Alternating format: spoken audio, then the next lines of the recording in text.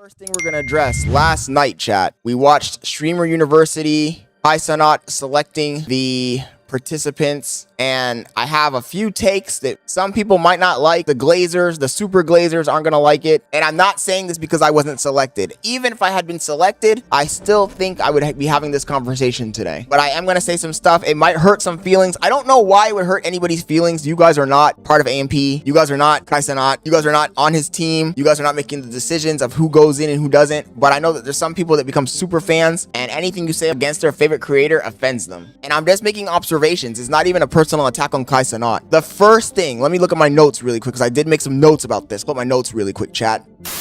The first misstep. The selection of people was not diverse at all. Am I the only one who noticed that? Honestly, chat, am I the only one who noticed that? Exactly. All Rakai copies. Eggs. Yes. That's my take exactly, Juan. I really don't think it's bad intent or malicious, but I think that from the outside looking in, it doesn't look great. Like, you can't just have absolutely no fucking people from any other race involved. Like, that's crazy to me. Like, you need to have a diverse class. You could have still made it majority black young men, but at least have a few. At least have 5 or 6, dude. Like, the optics, because there are plenty of fucking content creators that are of other demographics that you could have included that are good. So that's my first take, chat. Bella says hating because you didn't get picked. Like I said, I knew that people are not gonna agree with the take, and you know, I've always said it to my people, to my friends.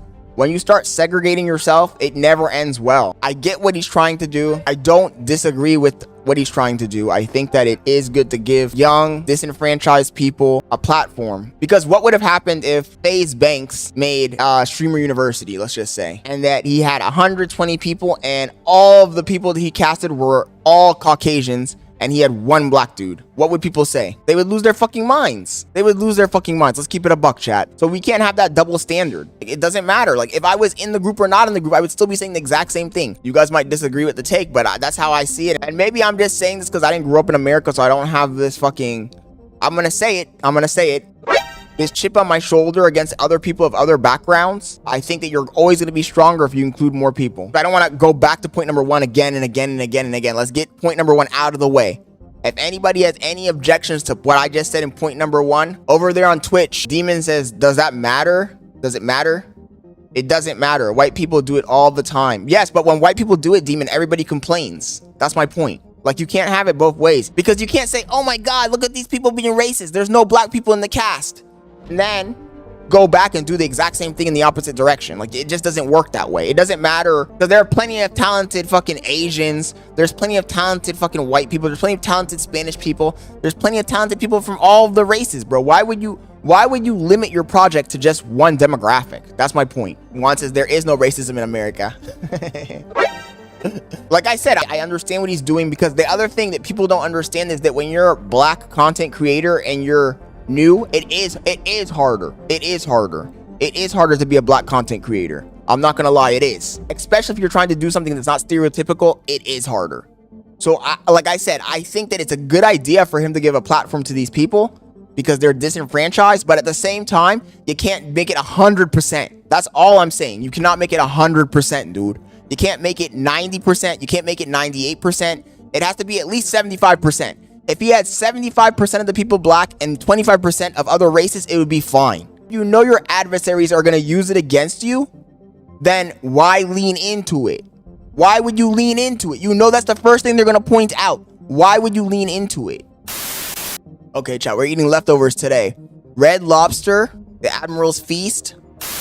Point number 2 was that he had too many of his own friends in the list. And this one might not even be that big of a deal, to be honest. He should have just made the list 100 people and just had the 100 people and then said, oh, and in addition to these 100 people that we picked, these people are going to be coming, and just mention your friends by name. Having your friends go through the selection process, I know that you think that it's going to make it look more fair and unbiased, but it really doesn't make it look fair and unbiased because every single one of them was in there. It makes it feel more disingenuous. When you got a guy like Ty Little saying, oh man, you know, I didn't know I was gonna get in. I can understand if he did the whole list and Dez and Punga didn't get in, and then Ty Little and Rakai got in. I'd be like, okay, shit, okay, maybe he did fucking reject some of his friends to let them in.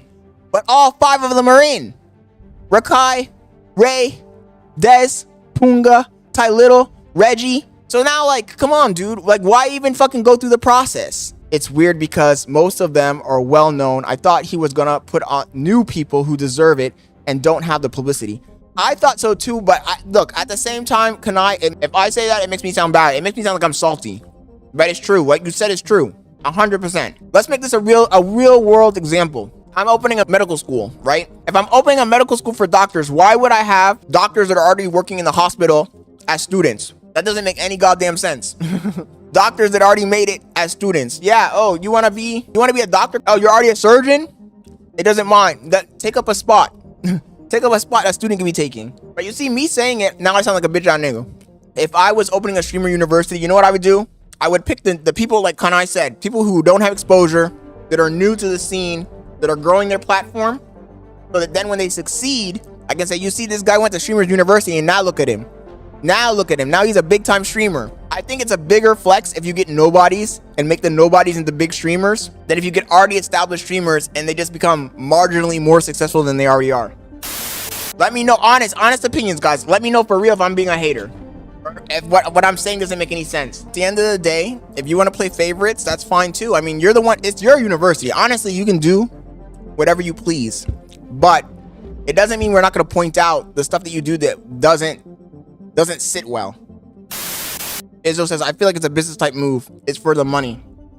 You know what he really did? I'm gonna tell you what he really did, chat. You know how we always talk about how these streamers have minions? Aiden Ross has his minions. Ice Poseidon has his minions. Jack Doherty has his minions. This is Kai Cenat developing his minions.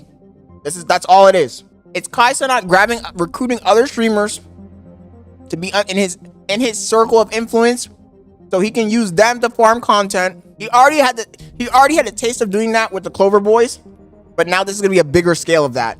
Am I wrong or am I right? Am I wrong or am I right? This is the start of the minion arc. You're farming. It's the moment where you're able to farm content from other people instead of making content yourself. And now that I think about it a little bit more, I don't blame him. It's the smartest fucking move he can make. Why bust your ass making content every day when you can be the Aiden Ross, you can be the Ice Poseidon, you can be the Jack Doherty. Sit back, have these people in your, how you can be the Drewski. You can be the Drewski. Sit back, have these people in a house or wherever they are, record them, and farm hella content from them. Royalty says, this debate is for a Discord call. I'm not typing what I really think. It's so much typing. I'm an old man, chat. I'm an unk. I don't know how to use Discord. Let's see. You guys agree with what I was saying so far? Am I talking out of my ass? You're completely right. I'm not gonna lie. It's a fucking money play. It's literally a money play. I feel like this is something that we kind of like had to expect. It says content farming 101. I was disappointed, but I do see if he's trying to farm content, why would he not pick the people that are already relevant? Having people that are relevant benefits him the most. And XQC, you know, I hate on XQC a lot, but XQC did say this shit before it happened, and like now I'm just like, damn, this motherfucker was right. Yeah, it's because he says shit that like people were afraid to say, especially when it's Kai. Kai has a big name. Like I said, he started announcing this like a few months ago.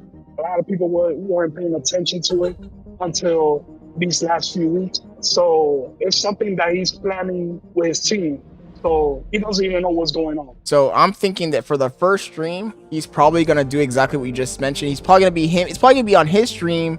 He's probably going to go over the rules. He probably will introduce a few people, probably the professor, quote unquote professors. But I think that after that initial stream, he's probably not going to be streaming as much. He's probably going to be jumping into other people's streams and just, you know, doing what fucking Ice Poseidon does. The exact same fucking thing. Like he has people streaming already. He jumps into their streams and he milks it for fucking clip farming. It's I think pretty much what he's gonna do is he's gonna collab with the students, because he's not even up there as a professor. As far as the team is concerned, when you guys say team, do you think it's just normal people that are also just content creators, or do you think it's like actual suits? Actual suits. I don't think it's content. I have a question. Scott, did you ever get a second email from them? Let me check my emails really quick, but I don't think I did. Because we all get that it's business, right? So it's all business at the end of the day. But the problem is when you run a big business, whoever they don't hire, they have to tell them, hey, I'm not interested in hiring you. He could have done a better job. That's the point, right? Or at least give you an email that updates on the status. I only got one fucking email. I heard that they got 7 million applications. Realistically, I think, I hate to say it, and it's gonna make me sound like a fucking hater, and I'm sure the chat will think I'm a fucking hater for saying it, but I think that they were pre-selected.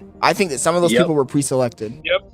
I agree. Oh no, 100%. Because from those 6 millions, like more than half, like 75% of the people that submitted an application were international people. And from that list, you only picked like 4 niggas. Right? And also, selecting the international people, you can't just select international people at random like that. You know, there's a whole process. You think he's gonna call out some random kid in Brazil and say, okay, Toto, you're selected. And then 3 months later, he applies for visa and it doesn't get approved. And now this kid is stuck in Brazil and disappointed. Like, no, there's no fucking way that's gonna go down like that. I think that it's that, like I was saying, they're pre-selected. They already knew who they were gonna pick. That there was a lot of streamers, like mid-tier streamers, that actually submitted the application, but because of the timing, you gotta have like a time limit. You can't just have it open and all of a sudden you say like, oh, you applied too late.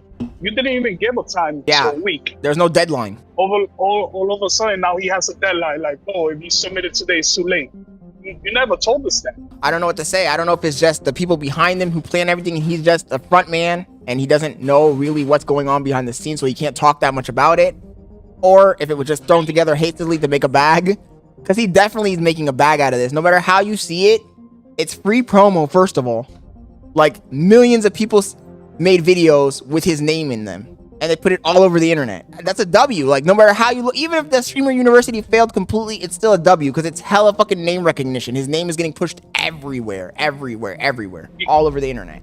That's a publicity stunt. Yep. Okay, not to cut you off, but I don't think this is a publicity stunt. I think this is a straight money play. I mean, I think it's both. I mean, remember that you gotta remember that people are greedy, man. So, like, even if he's name recognition, like, there could always be more name recognition. That's how I think they see it. So, like, yes, he's already famous. Most people know who he is, but it's not gonna hurt him to have more people know. It's not gonna hurt him to have his name in the ether. People talking about him, people fucking fiending to be in this university. Like, that definitely helps them. Kai's audience is not everyone's gonna like. Yes, yeah, I agree on that take. But that goes back to point number 1. How do you guys feel about point number 1? Am I looking too deeply into this?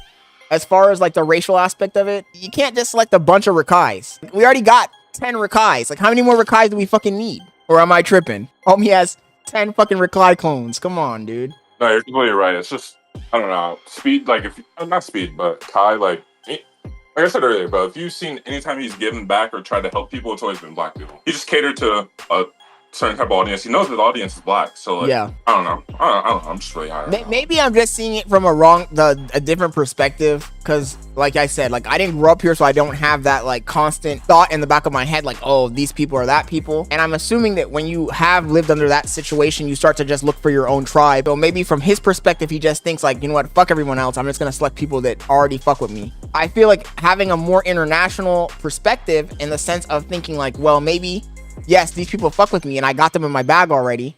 So let me expand my demographics to like other people, because maybe I can, like, you know, widen my fucking audience. Damn. But do they think white people can't make good content? There are plenty. He got favorites, bro. He got favorites. Yeah, exactly. And I think it's fine he could do that. The problem is that nobody says anything about it, bro. So I'm glad that you're calling it out, because if you would see Aiden Ross or XQC, any of them do something similar, and 90-something% of the people that they bring in are white, people will have something to say about it, bro. People will definitely have something to say about it.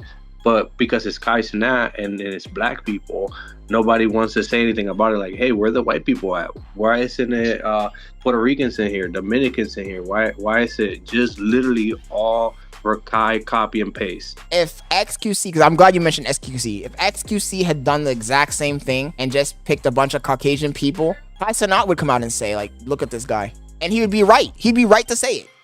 Like, yep. So I think that you gotta dish out the same thing for everyone, man. Like, if it's wrong for those people to do it, then it's wrong for you to do it too. Like, I get what you're trying to do, because like I said earlier, like, as a black creator, it is harder because you're already a minority, so you already got a minority stake. But at the same time, like, if you start the reason it's harder is because of divisions that already exist. So by you creating more divisions, you're really making it actually harder in the future for future content creators that are minorities to succeed, because then the greater population that's not part of your demographic is going to be like, why am I going to fuck with these people? I already know that when they make it, they're not going to help me out, so why would I help them out? And it becomes a feedback loop. I think it's by design. Remember, Kai is smart. he knows he's gonna get backlash from all of this. So in a way, he just playing into it like, oh, he doesn't know what's going on. Like he has no control over it. Yes, he does. He knows what he's doing. That's why I think it's like favoritism, or like I honestly do not think his team went through that 7 million application. I think they went to TikTok, Instagram, stuff like that, seeing how many people have motion, and then went from there. Yep. And then the other like that's in Punga. well, They don't even have 2 weeks streaming, and the first rule he said like, oh, if you just started streaming, you're not gonna get in. Yeah, but then you got your best friend that's in Punga that started streaming like 2 weeks ago. They're already in automatically. I hate that the world that we live in right now is like any fucking publicity is good publicity, and it's kind of getting annoying to the point where like rage bait now is like a thing that everybody's doing to get fucking their content pushed. Like you said, the whole drama with the racial aspect of it and yada yada yada, they probably are playing into it. They probably did that shit on purpose to get more fucking attention on it. But when you say that, you sound like a hater, you know?